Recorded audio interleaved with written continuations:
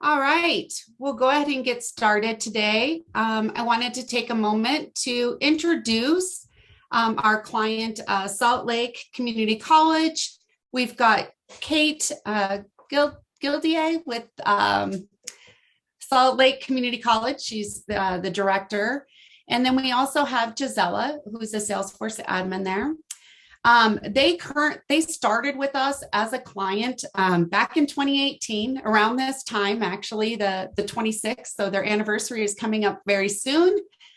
And so we're excited that they have taken the opportunity to share their story. Over the past year, they worked to get their applicant portal going, I guess a little over a year ago, and rolled out for this initiative. They currently use all of our products, including Integration Rx. So we've got FormBuilder, Enrollment Rx Core, Import Rx, Events Rx, and Integration Rx, and they are not using Reader Rx today. So I will go ahead and hand it off to Kate, and we'll go from there, and I'll talk to you at the end. Thanks for joining.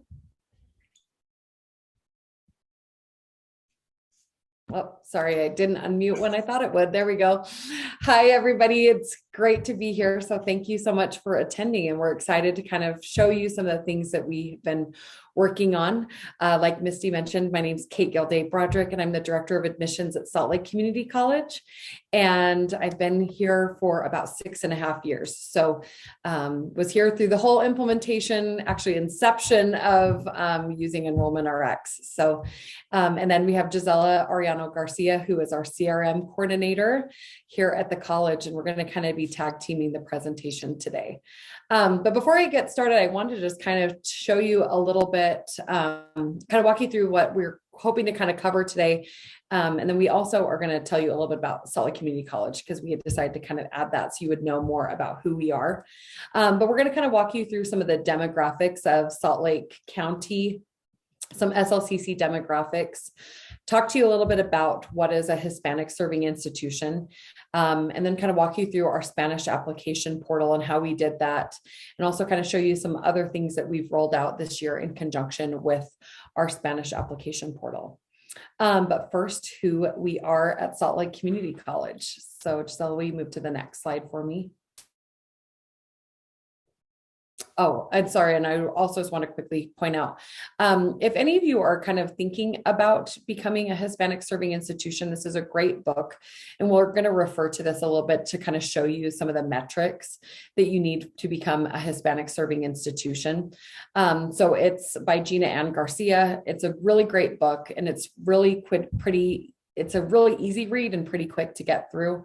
We also have some things that we've done with our SLCC fact book, and some of our institutional information from our data science and analytics team. And then we're also going to talk a little bit about some of the demographics that we used from the census in both 2011 and 2019.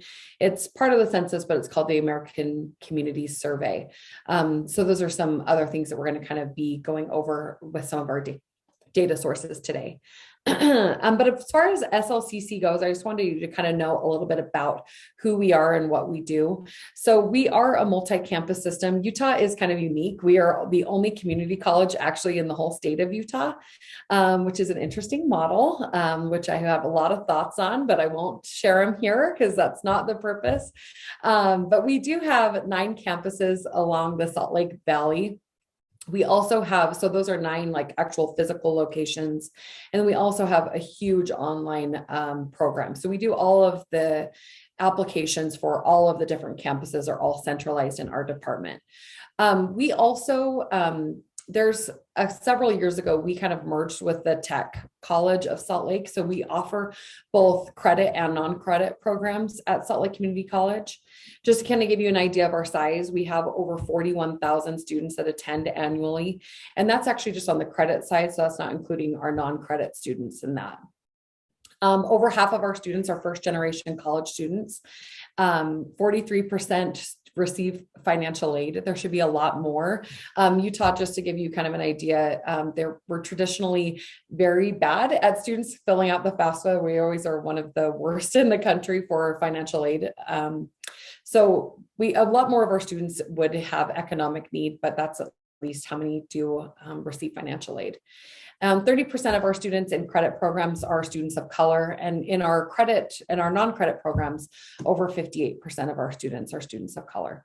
So that's just a little bit about Salt Lake Community College. This is the state of Utah. So in case you aren't aware, this is Utah. So that red little area is the Salt Lake Valley. So that's kind of where we are located. And then we go to the next slide. Perfect. And then this is kind of the areas or, different cities or townships that surround Salt Lake City.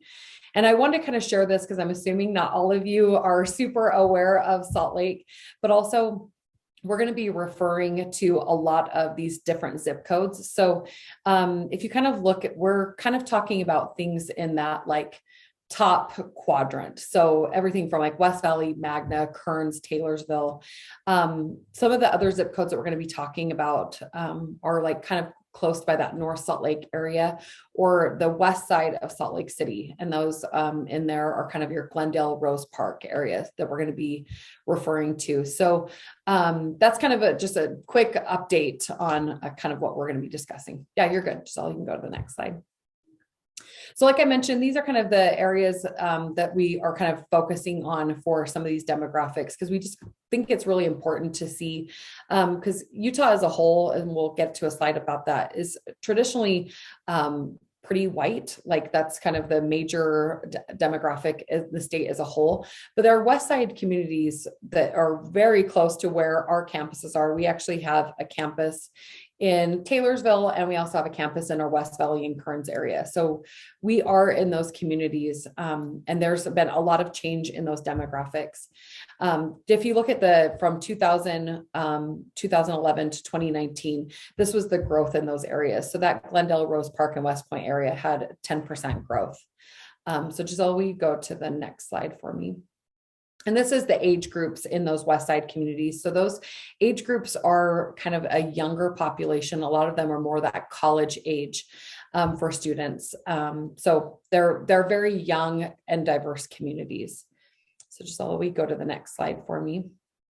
So like I mentioned earlier, the landscape in Utah is a pretty white demographic. So 86% of the population in Utah as a whole is white.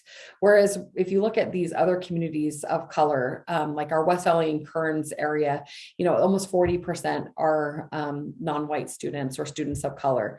Same with like the Glendale and Rose Park area, which is that area right across from like downtown. That's like right in the downtown region of Salt Lake. It's 54% of those students are non-white. Same with when you look at Utah as a whole, 86% of them are not Hispanic or Latino. But if you look at that in the communities that we serve in Salt Lake County, will you go to the next slide, Gisela? The Hispanic or Latino group makes up a big group in this communities. So like our West Valley, again, it's Hispanic or Latino. It's like over a third in West Valley and Kearns. It's almost 50-50 in Glendale, Rose Park, West Point. Taylorsville has a really different demographic set. It doesn't kind of follow a lot of the traditional West Side communities. And Magna, which is the farthest west really in Salt Lake County, almost a third are Hispanic or Latino. So we go to the next slide for me, Gisela. Additionally, like language is spoken, and this was from ages of 5 to 17. So those are kind of the ones that are obviously in the K-12 system. Utah as a whole, only about 11% are Spanish speaking. But when you look at our communities and that feed right into Salt Lake Community College, you see, especially in that Glendale, Rose Park, and West Point area, almost half the families in that community are Spanish speaking. And when you look at like our West Valley, Kearns, almost a third. Magna is over a quarter of those are Spanish speaking families. So there's definitely a need in our community that doesn't necessarily follow the Utah trends as a whole. So Giselle, will you go to the next slide for me? This is our enrollment at SLCC from those different communities. So I always say that we've got a lot of room for growth. in these communities, because you can see they're almost all lower than 10%. And that's not anything new. That's basically been since 2011. Our enrollment from those communities is really, really low. Taylorsville, which is where our main campus is, that's where Giselle and I both work at the Taylorsville campus. We have a really good group of students that attend from those communities. But as far as the other communities that we just talked about, really pretty low attendance. So just kind of wanted to shape the landscape on that. And then Giselle, you can just move to the next slide. So like we mentioned, that we are in what's called an emerging Hispanic serving institution. So that means we don't have quite the metrics to become a Hispanic serving institution, but we are well on our way and something that we are working towards. And the reason I wanted to share a lot of like our Salt Lake County demographics is to show that really there is a need in our community. There's a lot of Spanish speakers in our community. And we can see from the numbers that we are not serving those students at the same level that we are serving students across the valley. And so there's, like I said, a lot of opportunity for us to make a lot of changes so we can make sure that we're capturing the students that really are here. And that's one of the goals. And that's part of our mission and our values here at the college, is that we're reflective of our community. And as you can see, we're not meeting that metric quite yet. So to become a Hispanic serving institution, you have to be a nonprofit and you have to be higher education. And then you have to have a full-time Hispanic student a rate of 25%. So a quarter of your student body has to be Hispanic or Latino or Latinx. So will you go to the next slide? So this is where we are right now. These are projections. So everything on the yellow line is projections. So we're hoping to hit that target between 23 and 24. We have seen that with COVID, these projections are not keeping up with what we had anticipated, knowing that our students of color are the ones that got hit the hardest with COVID. I will feel like it's going to be a little far-fetched to reach that goal by 23 or 24, but at least that's kind of what we were on target for pre-COVID. Will you go to the next slide for me, Gisela?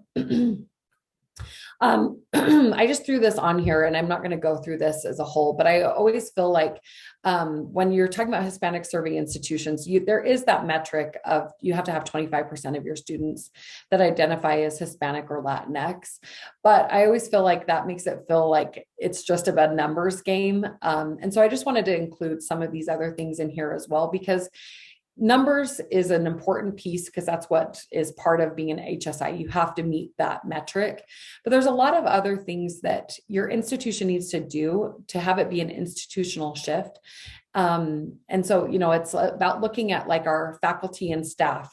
So for example, for us at SLCC, we're really, really close on our staff metric, but we are not close on our faculty metrics. So, we know that representation matters, and having students, our faculty being reflective of the communities that we serve. So there's a lot of work to go there. There's also a lot of curriculum changes that need to take place for us to get that designation. That, it doesn't just focus on, white history. It's looking at all different histories and, kind of working that into also like making sure that your administration is reflective and just looking at all around institutional practices. So I just wanted to include those in here because like, I hate the idea of it only being about that 25%, because it really is changing from you're just enrolling Hispanic or Latinx students to really serving those students. Also, I know on campus, it's been an interesting conversation with it only being about Latinx students. But if you read in the book, it is about like, if you focus on one group that is underserved, it elevates the experience for all underserved students. So I just wanted to kind of point that out as well. So Giselle, we go to the next slide for me. And so now Giselle is going to walk us through kind of like our journey. And then we want to kind of talk about our Spanish application and some things that we've done beyond the Spanish application. Thank you, Kate. Now it's my turn, right? So we'll talk about our journey, how the Spanish application idea came along. That actually was Kate's idea. She initiated, and we all started to implement it. So it started back in May 2019. That's when we launched our English application portal. with ERX. But in 2020, we started thinking about having the possibility of offering our application in Spanish. So we're reaching out with different resources. We knew like the browsers, depending on the student, if they had a preferred language on their browsers, such as Spanish, then the browser, like in Google, will automatically ask them if they would like the page translated. So we explored that idea, but with Google, I mean, you don't have power over how certain things are portrayed, right? So, and if you ever use Google Translate, you know that is not 100% accurate. So we wanted to make sure that if students were needing to translate our website or our application site, that they were receiving accurate information, that the questions were portrayed as we wanted them. So we reached out to ERX and did an SOW, and they helped us launch our Spanish application. So they help us clone our existing English application portal, and then they set up a new portal for their Spanish application. They help us with translating. I'll talk a little bit about that in a little bit later. They helped us with configurations, with our templates, modifying them, making sure any triggers were also changed to the Spanish portal, as well as with our branding. So translation, I want to say, took the most time out of it. We had a team here at SLEG. Luckily, we were able to reach out to people from different departments at our college. They spoke Spanish, and they're from different countries as well. So we were able to see the difference between people like maybe like I'm used to Mexico Spanish, but we had people from maybe Guatemala that were able to help us out, make sure that it translated across the board, because we know Spanish is used widely. So I'll go into the next slide. And we released our Spanish application back in May 2024. So like Misty said, we have a little bit over a year now with our Spanish portal. Let's see. Okay. Sorry, I thought I double clicked on the slide. So our translation review, we purchased 10 hours of translating, which got done about 70% of our application. So on our application, we have different student types to fill out one application, which means different questions are rendered based on the student type. We have different paragraphs. So there's a lot of translated that needed to go into this. So we definitely underestimated how many hours we needed of service, but luckily on our end, we had people to help us out with that translating. I did a lot of translating as well, with help with people from the other departments to make sure the grammar and it makes sense and things like that. So when it comes to our application, it's through FormBuilder, we were able to translate how the fields are displayed. So like how first name, middle name, all those questions are displayed was translated through FormBuilder. But when it came to translating like the pick list items, so those were, we translated through setup and going through the translation workbench to translate all those fields that have pick list values. So these are some other questions that took us a second to, when we were in the translating process, to be like, oh, how do we translate high school? Because depending on what country you're from, high school is going to be is referred to different ways. So we decided to go with preparatoria, but in parentheses, we make sure to put high school. That way, if maybe somebody from a different country uses a different word for high school, they had that general term in there. And a lot of people are familiar, even if Spanish is their only language. As long as they have kids, they're familiar that what high school means. So we decided to put it in parentheses just in case.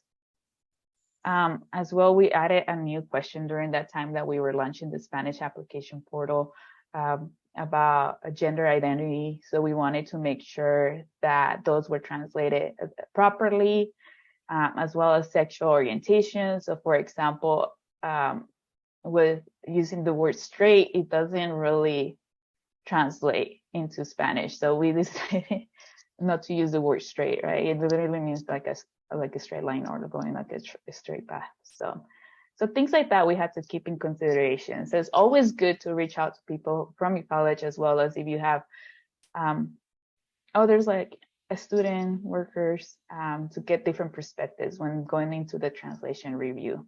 So same with like asking for race and ethnicity. So we wanted to make sure that when we asked for if they were Native American, American Indian, or Alaska Native, to make sure that we put the Native American from the U.S. So that was one of the things. And along with launching the Spanish application, which is a great help, we wanted to make sure that also there were resources in our scoring website, where on a school website that students could go to and receive more information on how to apply in Spanish. So our web design, and they already had a page that showed how, like, the admission steps and things like that. So we wanted to make sure that there were some resources available. And this is kind of how our login page for the different portals is. So we put a little button at the top so the students could switch back and forth from the English application portal to the Spanish application portal. Overall, it's the same questions, but we decided to put different images so that the students could tell when they're switching back and forth easily, as well as from an employee perspective, if they're helping out a student, just by glimpsing at the page that they were on, they could tell like maybe what portal the student is from. I'll go to the next slide. So this is a little bit on the back end side of things in the user account. So since we have two different portals, that means that we have two different profiles for our students. So those with like the Spanish application, we have the Spanish portal profile, and ERX help us set that up.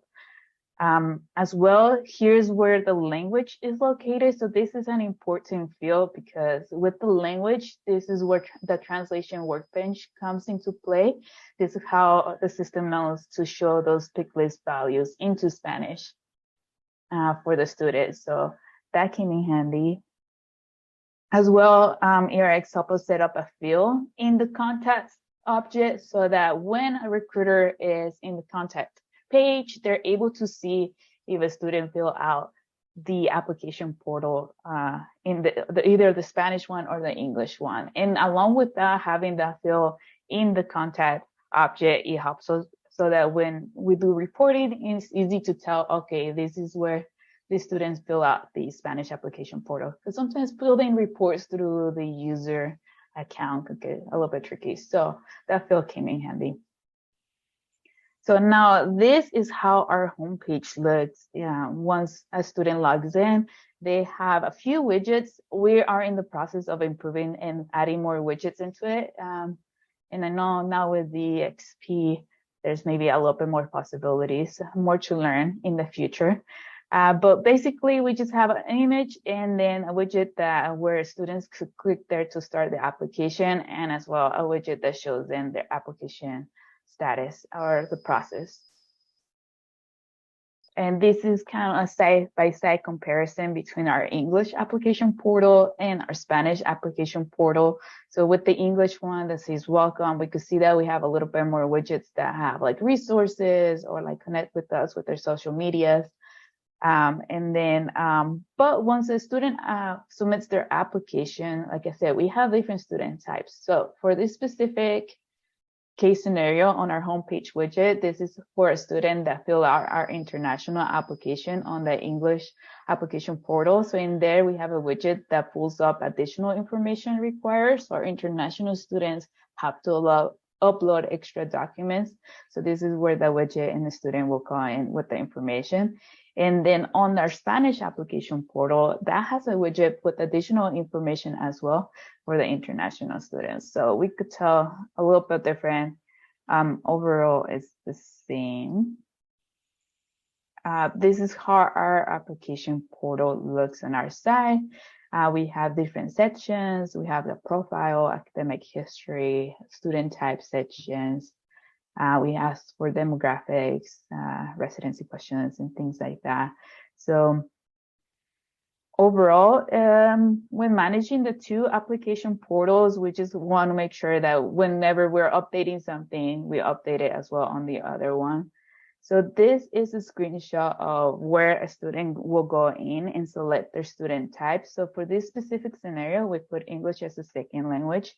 So in here, when a student selects their student type, it will render a paragraph that gives them a little bit more information as to what it means to select that student type. So when we were rendering those paragraphs, we wanted to also triple check that when we translated those as well. So there was a lot of little things. This is an example of like how when an international student, it will render a different paragraph. For our ESL students, either select the student type as ESL. It will ask on the academic side, it will just ask them to go ahead and select what term they would like to start. But for those that are traditional students that are maybe looking into go into a degree or non-degree seeking program, our application renders a different situation for them. It will ask them what area of study they would like to go into, as well as the program of study and semester. We decided not to translate the areas of studies and programs, particularly the programs, because they're ever changing. So we have over 120 programs is available. So it's not under our capacity right now to be able to constantly translate our academic programs. And as well as easier for the student right now if they know the name of the program in English, so that they could use their school website to look up that particular program. Hey, Gisela, you have a question in the chat. Okay. Let me take a look.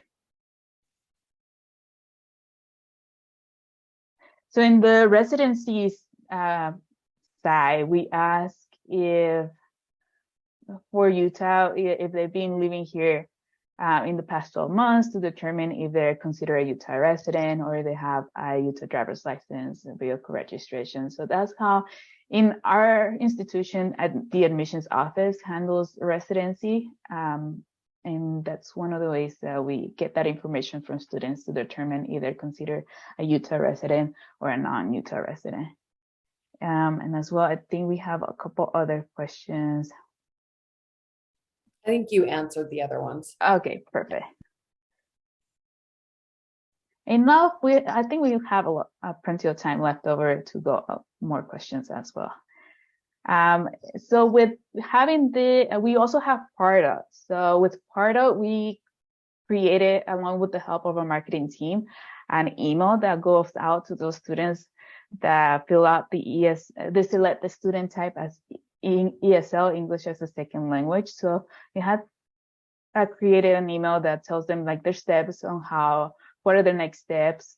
At the beginning, we had created an email that will go, those that fill out the Spanish application portal to just go in Spanish, and those that fill it out in the English application portal to go in English. But we noticed that sometimes students will come into campus and show their email to our employees, and depending on the employee they were talking with, if they knew Spanish or not, sometimes there was a miscommunication. So we decided to just keep it both in English and Spanish, and then the student could click on Espanol at the top right corner and it will scroll down automatically for them to check out the email in Spanish. But that way, if they ever come to one or in-campus locations, whoever's helping them, they could take a look at that. And also now that I was thinking with COVID, when we were launching the Spanish application is not something that no one saw COVID coming, right?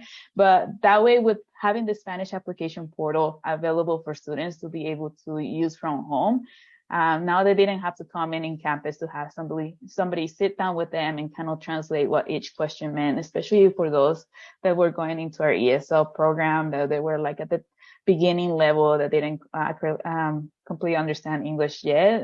They had an option now to do it from home and call us if they had any questions. In our admissions office, we have different people that speak Spanish as recruiters, and also in the front desk that they were able to get help in Spanish. So there's a little bit on how to implement as well PARDA into targeting our different students based on the application portal. More to come as well. So now that's it for our presentation portion of it, but we could take the next couple minutes to answer any questions that you all might have. And I'll go back into to make sure It'll take me a second. Or while I read the questions, is there anything you would like to add, Kate? A couple things that I was just thinking about, because Giselle and I spent some time kind of thinking through, like, if we could go back in time, what would we do differently? And so I'll just maybe kind of highlight a couple of those while we're waiting for questions to come in, if there are any. I think one thing that I was thinking about a lot is that I wish that I had been, I wish we would have done it earlier. Like, honestly, like that's probably like one of my biggest things that I'm like, we knew a lot about some of the demographics here in the state, but looking at that census data in more detail really made us establish the why we wanted to do this. Like looking at, the different languages spoken here in the Valley and looking at what a large population of our students were Latinx. I am just like kicking myself that I'm like, oh my gosh, why didn't we look at this sooner? So that would be probably like the number one thing. If you are looking into it, and Enrollment Rx will tell you, we are probably one of their most difficult clients. So I will say that before anyone from Enrollment Rx says that. So our application, having it be single and intuitive, means there is so much text. So I would maybe, if you are thinking about doing a second application portal, I would really strongly encourage you to look at how much you would need. Since Gisela mentioned, we really undershot on our translation services. Thankfully, Gisela is amazing and the best and always willing to jump in. But that definitely, we undershot on that. And we should have knowing how long and difficult our application can be, mostly because, like Gisela mentioned, with it being single and intuitive, just based off the way that they're answering the questions, they'll get different options. And so you have to translate everything. Also, in Giselle, I can't remember if the slide, or I would have you go back. If you remember off the top of your head, the side-by-side of the widgets, could you go back to that slide? Yeah, absolutely. I can't remember what slide it is. Slide 29.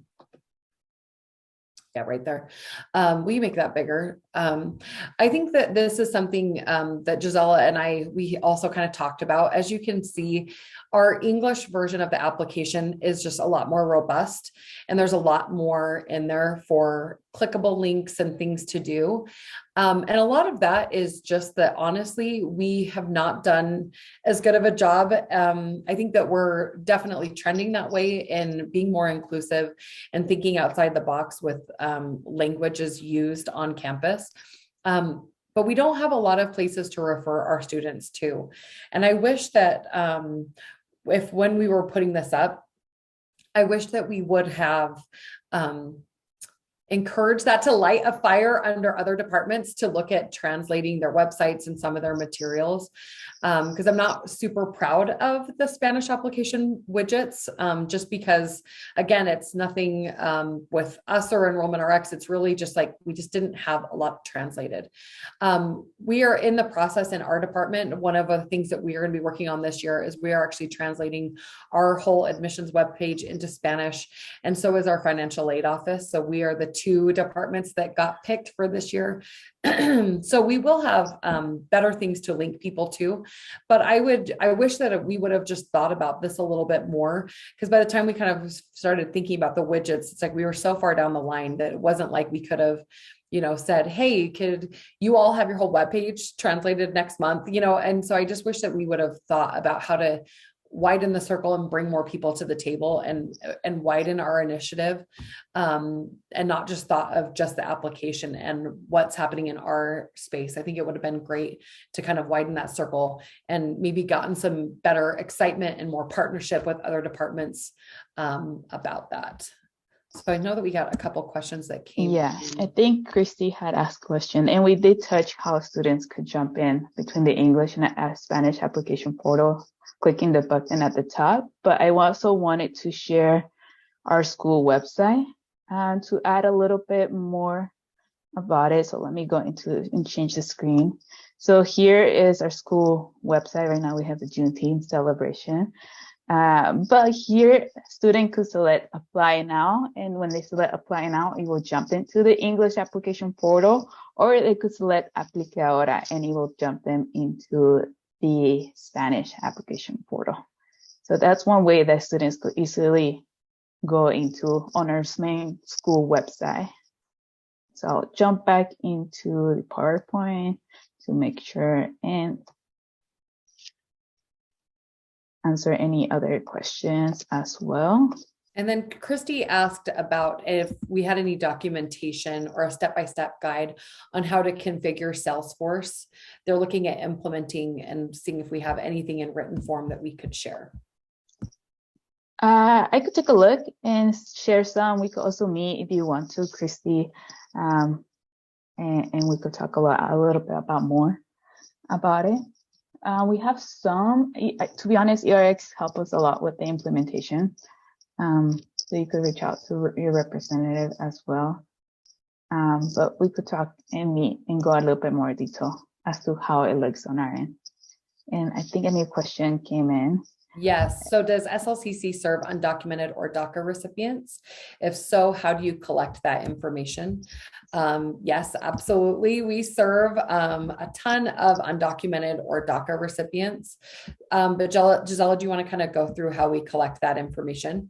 Yeah, absolutely. So we have at the beginning in the My Profile section of our application, it will ask if a student is a U.S. citizen or not.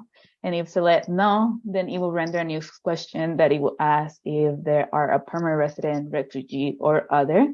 So if a student selects other, then they'll have a field to manually type in if they want to share their status, what their current status is, whether it's like pending for asylum, TPS, or a DACA recipient.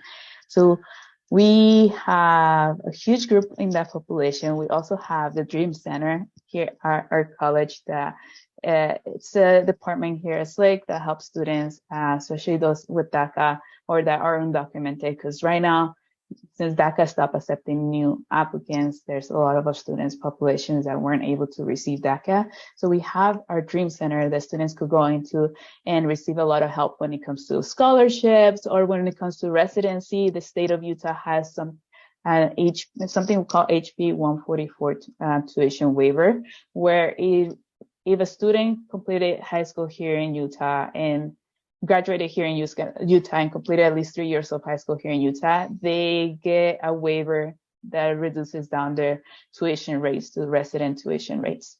So there's a lot of improvement there as a state as a whole, but luckily we have HB 144 right now for students. And as more time has passed with DACA, there's been more scholarships and private scholarships. This SLIC has been able to offer to students.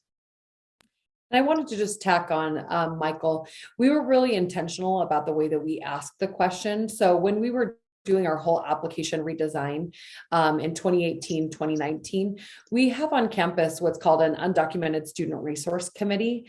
And that's a bunch of people. We have people from our department that are on it, but it's kind of campus wide that are kind of looking at ways that we can serve undocumented students better. Knowing that students, there's undocumented, there could be students that are on DACA, there could be students in mixed status family. It's really, really common here that there's mixed status families. And so we went to them and actually kind of got some direction. We kind of posed how we wanted to ask that question and then asked for feedback because we wanted to make sure that it was asking it in the most sensitive, best way. Because, we do have students that are very fine with everyone knowing that they're on DACA or undocumented. And then we know that that's sometimes a part of people's story that they don't want to share and don't want to provide a lot of details. So we did kind of vet that question with different groups on campus to make sure that we were asking it in an okay way.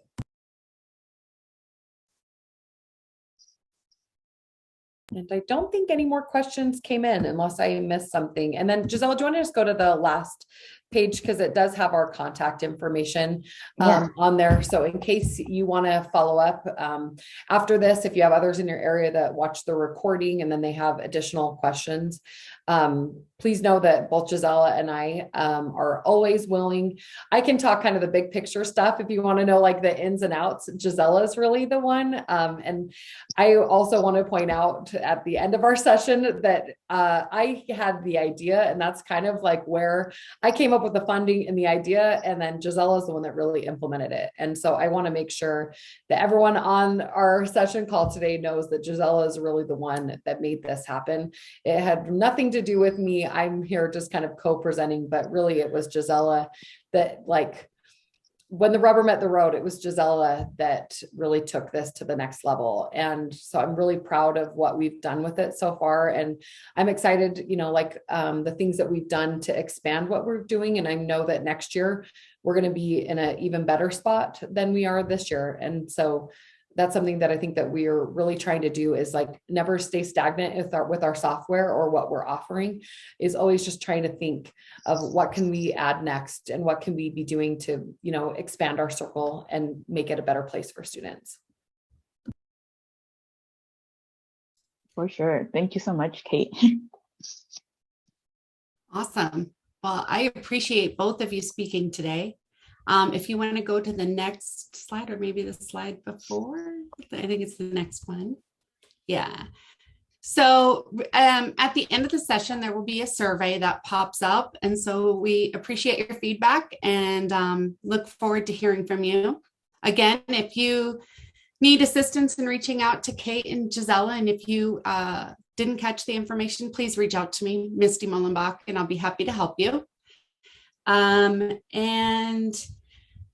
We do have a $25 raffle winner today, and that is Christy with Pima Community College. So congratulations. I will reach out to you after the call and we'll get that coordinated. And then our next session is tomorrow. So this is a 3-day week. We've had lots of sessions going on.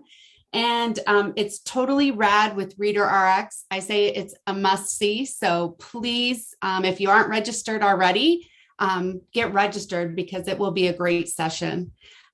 We look forward to seeing you guys on the next session. And thank you so much for your time, Kate and Gisela, and sharing your story. I think it's really important people hear this and how that you have moved forward and, you know, even a year into this, where you're at. So thank you so much. And thank you everyone for attending. Have a great day.